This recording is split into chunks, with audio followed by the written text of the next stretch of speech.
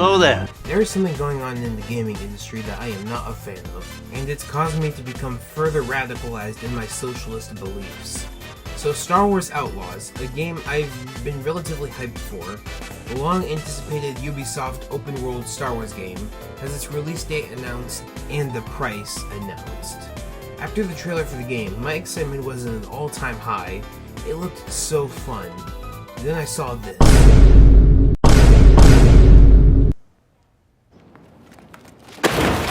What is this? $70 for the base game and $130 for all the content, with a bunch of missions that should just be in the base game.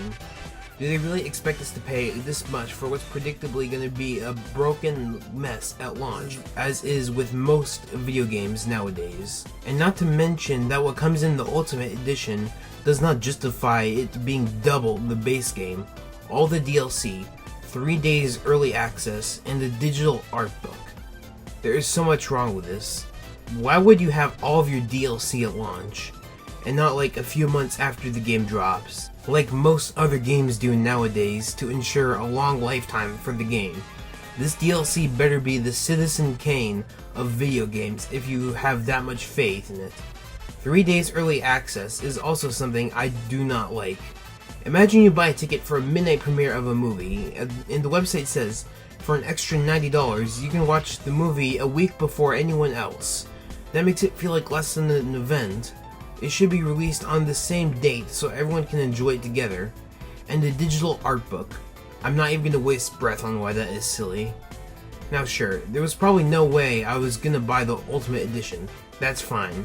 But $70 for the base game is so insultingly high that I'd rather just pirate the game. It's not like that we haven't had $70 games before. That's not the problem within itself. But the issue is that when they're mandated across the board to be the starter price, they were never mandated before, and prices would vary based on how much content a game has, so they wouldn't screw you over. I am not a fan that we now live in a world where games such as The Walking Dead would cost the same as Elden Ring, if both launched today. I don't know why I use those examples, they were the first to come to my mind. As soon as I saw this, I knew it would set a dangerous precedent on the world of gaming, because this isn't the first time a Star Wars game had pulled this microtransaction bullshit. All I gotta say is Battlefront 2, and you'll probably know what I'm talking about. If not, check out this video right here. And here we are, with some more games pulling this bullshit. For example, hey, that new Life is Strange game coming out looks pretty cool. They're bringing back Max from the original. I can't wait to play it. Boom, same shit, different day. Early access with cosmetics and DLC. I'm honestly more annoyed at this one more than Outlaws, because Star Wars, I expect their games to be a pretty penny, but not Life is Strange. That's not to say the games of Life is Strange isn't worth it. I actually like a majority of these games, but most of them didn't even cost $40 on release. Hell, the first one didn't even cost $20. Why are we charging an arm and a leg? Slimy business practices like this make me not want to buy your games at all. Even on discount, it's that bad. One more example before closing out the video. There's a new Assassin's Creed game coming out. This time we're in Japan. You get to play as Yasuke, the famed black samurai that history buffs like myself take great interest in. A fantastic and gorgeous open world through the country of Japan.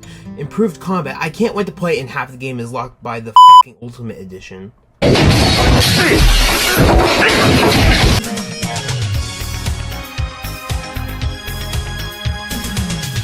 We're no strangers to love.